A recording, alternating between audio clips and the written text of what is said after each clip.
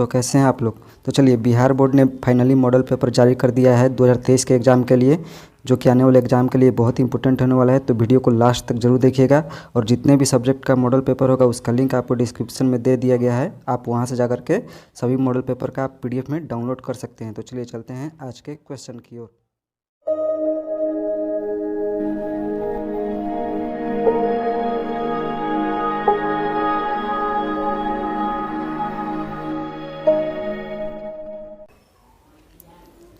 चलिए, हमारा 1 number question है, भारतीय जनता पार्टी को किस पार्टी का पुनर्जन्म कहा जाता है।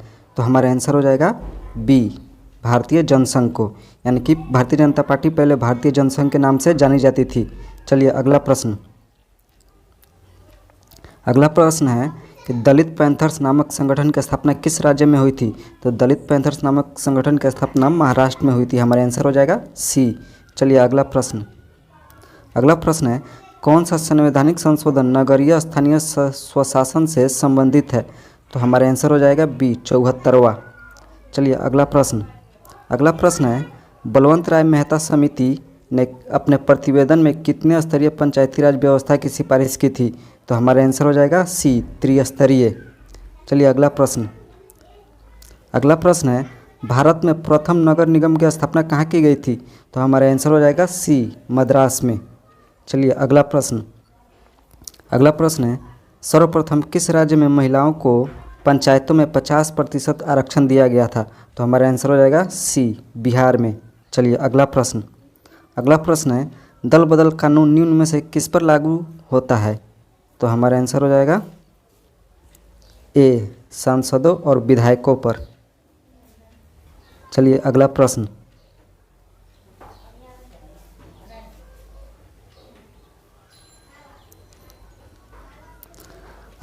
है, क्षेत्रवाद की भावना का एक कुपरिणाम क्या है।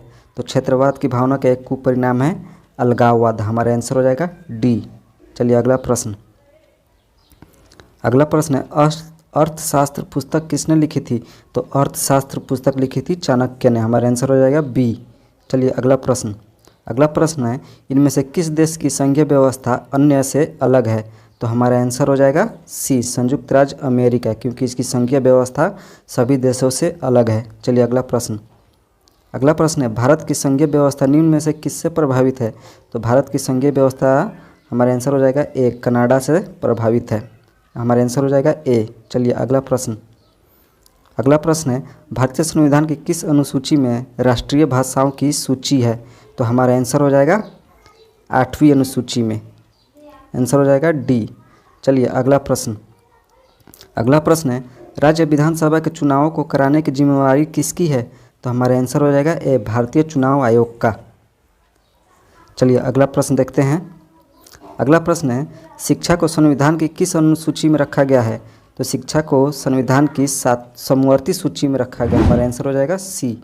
चलिए अगला प्रश्न है, जर्मनी का एकीकरण कब हुआ था। तो जर्मनी का एकीकरण हुआ था 1871 ईस्वी में। हमारा आंसर हो जाएगा बी। चलिए अगला प्रश्न है, होवा हाओ आंदोलन किसने शुरू किया था। तो ये क्वेश्चन हमने आपको पहले भी बताया था कि होवा हाओ आंदोलन शुरू किया था किसने। तो हमारा आंसर हो जाएगा ए, हुइनु फू साओ ने। चलिए अगला प्रश्न है, जनरल लोन नोल किस देश के प्रधानमंत्री थे। तो हमारा आंसर हो जाएगा सी, कंबोडिया के। चलिए अगला प्रश्न है, मार्च 1946 में फ्रांस और वियतनाम के बीच होने वाला समझौता किस नाम से जाना जाता है। तो हमारा आंसर हो जाएगा बी, हनोई समझौता। चलिए अगला प्रश्न है, गांधी जी ने साबरमती आश्रम की स्थापना कहाँ की थी। तो हमारा आंसर हो जाएगा बी, अहमदाबाद में। चलिए अगला प्रश्न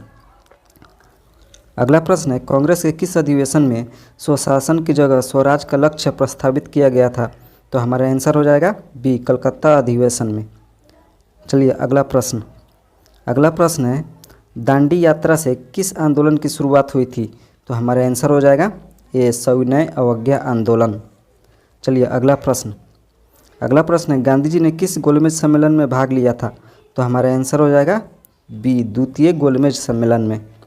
चलिए अगला प्रश्न है, फॉरवर्ड ब्लॉक की स्थापना किसने की थी। तो फॉरवर्ड ब्लॉक की स्थापना की थी सुभाष चंद्र बोस ने। हमारा आंसर हो जाएगा डी।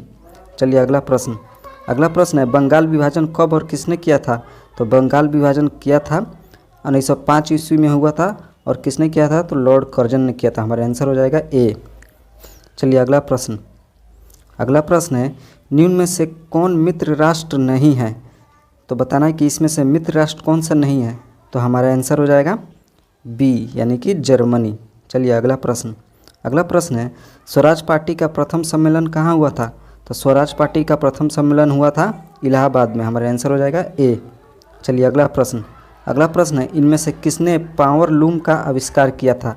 तो बताना है कि पावर लूम का आविष्कार किसने किया था। तो हमारा आंसर हो जाएगा सी, एडमंड कार्टराइट ने। चलिए अगला प्रश्न। अगला प्रश्न है न्यू डील नामक नवीन आर्थिक नीति कहाँ लागू हुई थी? तो न्यू डील नामक नवीन आर्थिक नीति लागू हुई थी अमेरिका में। हमारा आंसर हो जाएगा बी, अमेरिका। चलिए अगला प्रश्न। अगला प्रश्न है 1991 में सोवियत संघ के विघटन के उपरांत कौन देश महाशक्ति के रूप में उभरा? तो हमारा आंसर हो जाएगा डी यानी कि संयुक्त राज्य अमेरिका। चलिए अगला प्रश्न। अगला प्रश्न है इनमें से कौन देश दक्षेस का सदस्य नहीं है? तो हमारा आंसर हो जाएगा डी, बांग्लादेश, क्योंकि ये दक्षेस का सदस्य नहीं है। चलिए अगला प्रश्न। अगला प्रश्न है रूसो किस देश का रहने वाला था? तो रूसो रहने वाला था रूस का। हमारा आंसर हो जाएगा बी। चलिए अगला प्रश्न। अगला प्रश्न है अल हिलाल का संपादन किसने किया था? अल हिलाल एक न्यूज़पेपर था। तो बताना है कि इसका संपादन किसने किया था। तो हमारा आंसर हो जाएगा ए, मौलाना अब्दुल कलाम आज़ाद ने।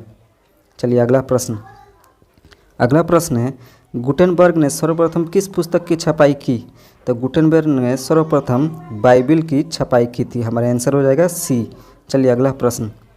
अगला प्रश्न है कि महात्मा गांधी ने इनमें से किसका संपादन किया था? तो महात्मा गांधी ने यंग इंडिया का संपादन किया था। हमारा आंसर हो जाएगा बी। चलिए अगला प्रश्न। अगला प्रश्न है काउंट काउर को विक्टर इमैनुअल ने किस पद पर नियुक्त किया था? तो हमारा आंसर हो जाएगा सी यानी कि प्रधानमंत्री के पद पर नियुक्त किया था। चलिए अगला प्रश्न।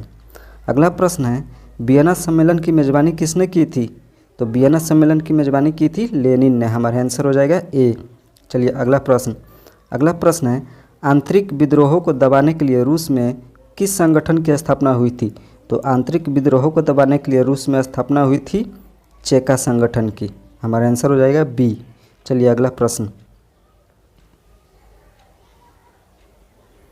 अगला प्रश्न है भारत में उपभोक्ता संरक्षण अधिनियम की घोषणा कब की गई थी?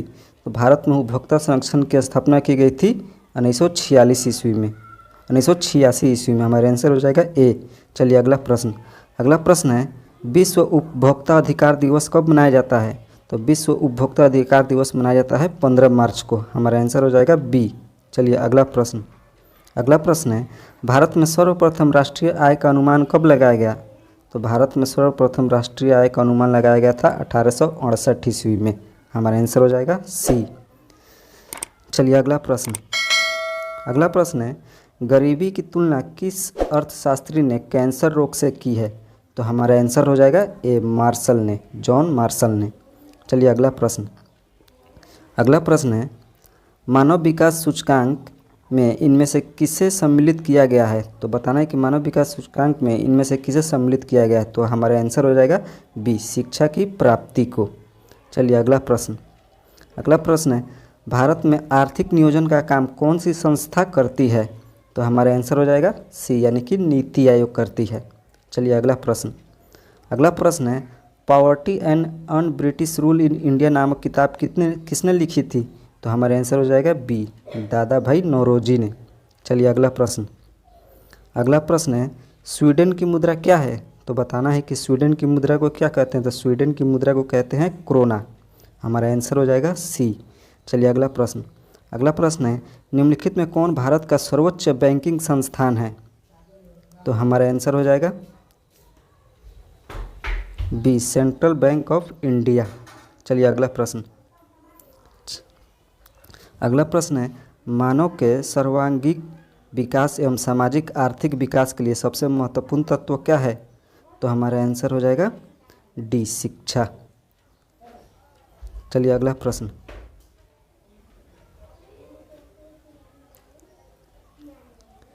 अगला प्रश्न है, इनमें से कौन भारतीयों के जीवन निर्वाह का मुख्य साधन है? तो हमारा आंसर हो जाएगा सी, कृषि। चलिए अगला प्रश्न। अगला प्रश्न है, प्राथमिक क्षेत्र में कौन सी आर्थिक क्रिया शामिल है? हमारा आंसर हो जाएगा ए, खनन।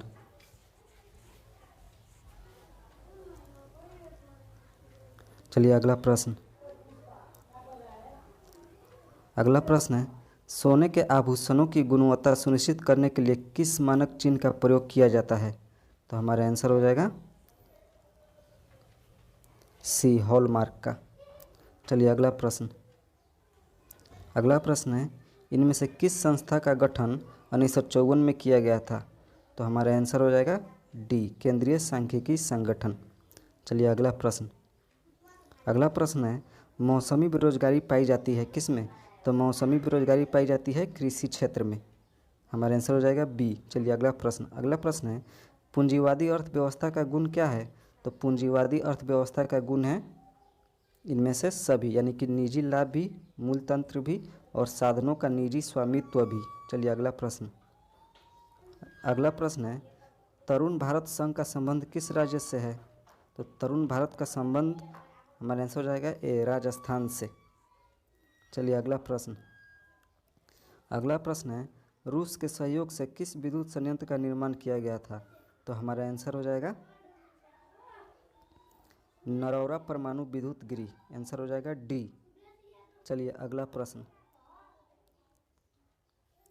अगला प्रश्न है, प्रारंभिक जीविका कृषि को इस नाम से भी जाना जाता है, तो किस नाम से जाना जाता है?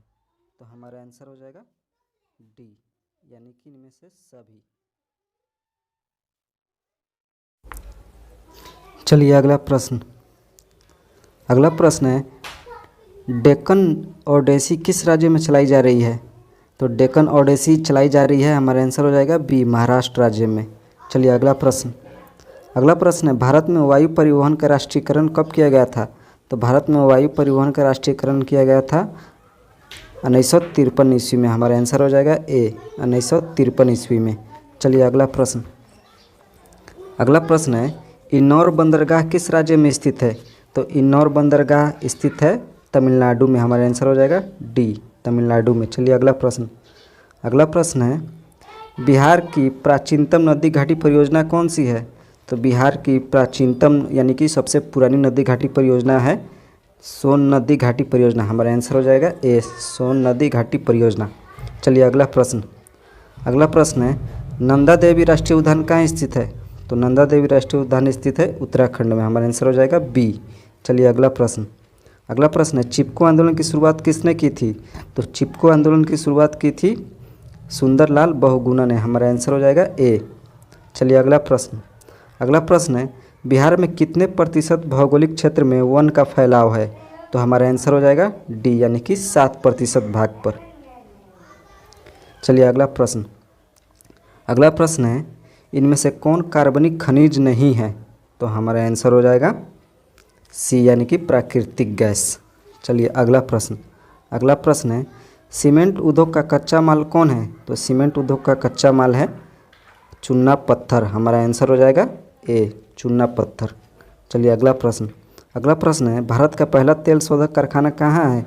तो भारत का पहला तेल शोधक कारखाना है डिगबोई में। हमारा आंसर हो जाएगा सी, डिगबोई। चलिए अगला प्रश्न। अगला प्रश्न है, मुंबई हाई प्रसिद्ध है किसके लिए? तो मुंबई हाई प्रसिद्ध है तेल शोधन हेतु। हमारा आंसर हो जाएगा बी। चलिए अगला प्रश्न। अगला प्रश्न है, भारत की प्रमुख खाद्यान्न फसल कौन है? तो भारत की प्रमुख खाद्यान्न फसल है चावल। हमारा आंसर हो जाएगा बी। चलिए अगला प्रश्न। अगला प्रश्न है, जूट उत्पादन में कौन देश अग्रणी है? तो जूट उत्पादन में सबसे आगे देश है, हमारा आंसर हो जाएगा बी, यानी कि बांग्लादेश। चलिए अगला प्रश्न। अगला प्रश्न है, इन राज्यों में से कौन लौह अयस्क का अग्रणी उत्पादन है? तो हमारा आंसर हो जाएगा उड़ीसा, यानी कि आंसर हो जाएगा ए। चलिए अगला प्रश्न। अगला प्रश्न है, किसे बिहार का रेशम नगर कहा जाता है? तो बिहार का रेशम नगर किसे कहा जाता है? तो हमारा आंसर हो जाएगा डी, भागलपुर को। चलिए अगला प्रश्न है बिहार की अर्थव्यवस्था में किस क्षेत्र का सर्वाधिक योगदान है? तो हमारा आंसर हो जाएगा ए, कृषि का।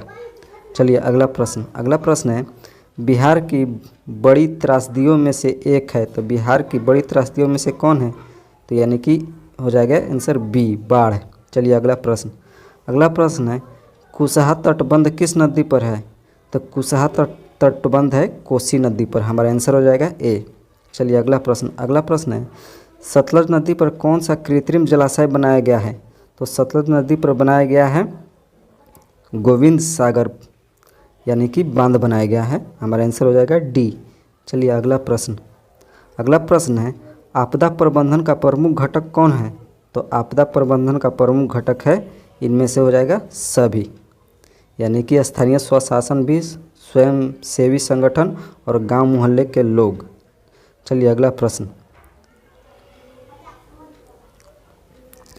प्रश्न है सुदूर संवेदी उपग्रह का प्रयोग किस लिए किया जाता है? तो सुदूर संवेदी उपग्रह का प्रयोग किया जाता है संसाधनों की खोज के लिए, हमारा आंसर हो जाएगा बी। चलिए अगला प्रश्न है कि 26 दिसंबर 2004 को विश्व के किस हिस्से में भयंकर सुनामी आया था? तो हमारा आंसर हो जाएगा सी, हिंद महासागर में। चलिए अगला प्रश्न है भारत में अत्यंत विनाशकारी भूकंप कब आया था? तो भारत में अत्यंत विनाशकारी भूकंप आया था 1934 ईस्वी में। चलिए अगला प्रश्न है सुनामी किस भाषा का शब्द है? तो सुनामी है एक जापानी भाषा का शब्द है।